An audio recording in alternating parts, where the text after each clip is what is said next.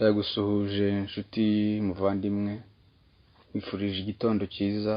Reka dufatanye maze dushime Imana irinze ubugingo bwacu, tukaba tubyutse turi amahoro. Imana ihabwe icyubahiro.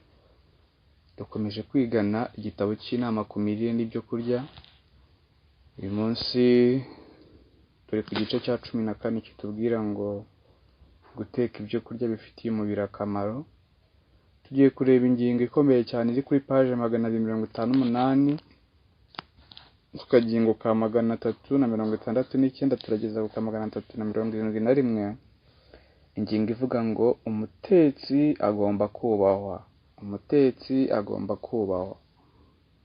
Nzi agaciro umuntu ndodera imyenda mfitiye, nubaha umunyamabanga wanjye, ariko umuntu umpa agaciro k'ibanze mu mibereho y'urugo rwanjye ni umukozi untegurira ibyo kurya bifitiye akamaro umubiri wanjye, bigatunga ubwonko, amagufa n'imikaya. Uyu ni Ellen G. White, umuhanuzi ubivuga.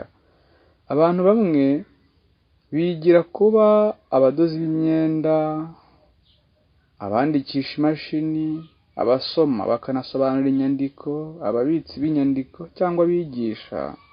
Bumva ko bari ku rwego rwo hejuru cyane ku buryo batakwicarana n'abakozi bo mu rugo bashinzwe guteka. Bene ibyo bitekerezo byagiye bikwira mu nzego hafi ya zose z'imiryango y'abantu.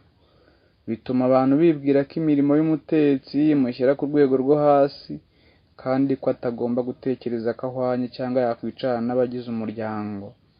Ntibyabatangaza rero kubona ko abakobwa b'abahanga badashaka gukora uwo murimo, ahubwo bagahitamo indi myuga. Mwatangazwa se no kuba dufite abakozi bake bize ibyo guteka? Igitangaje ahubwo ni uko twabona abantu benshi biyemeza gukora bene uwo murimo. Umutetsi afatiye runini urugo, ategura ibyo kurya bigomba kujya mu gifu, bigakora umurimo wo gukomeza ubwonko, amagufa n'imikaya. Ubuzima bw'ingingo zose z'abagize umuryango bubeshejweho cyane n'umurimo we hamwe n'ubuhanga bukorana. Nta na rimwe imirimo yo mu rugo izagira agaciro ikwiriye igihe cyose abayikora batarahabwa agaciro no kubahwa bagomba guhabwa. Hariho abakobwa benshi bamaze kubaka ingo, bakaba bafite imiryango, nyamara ugasanga nta bumenyi ngiro buhagije bafite bwo gukora inshingano zabo z'abagore n'ababyeyi. Bashobora gusoma, kuririmba, bashobora gucuranga inanga z'umuziki, nyamara ntibazi guteka. Ntibazi guteka umutsima, umugati mwiza ufitiye akamaro kanini ubuzima bw'abagize umuryango. Nshuti, guteka neza no gutegura ibyo kurya ku meza ku buryo buteye ipfa bisaba ubuhanga n'akamenyero.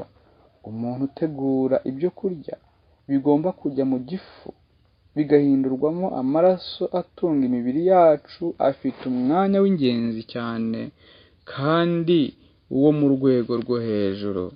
Umwanya rero duha umwanditsi, umwanya duha umudozi cyangwa umwarimu wa muzika ntubasha guhwanya agaciro n'uw'umuntu uteka ibyo kurya. Mbese muri kumva agaciro umwuka w'ubuhanuzi uhereza umuntu uteka ibyo kurya? Niyo mpamvu nabyo bigomba kwigwa, n'utarabizi akabimenya, kuko uyu ni wo murimo urushije iyindi kuba ingenzi, kuko uba utegura umuntu w'ejo n'ejo bundi hazaza binyuze mu byo kurya. Reka rero Imana itugirire neza, iduhe imyumvire myiza mu izina rya Yesu.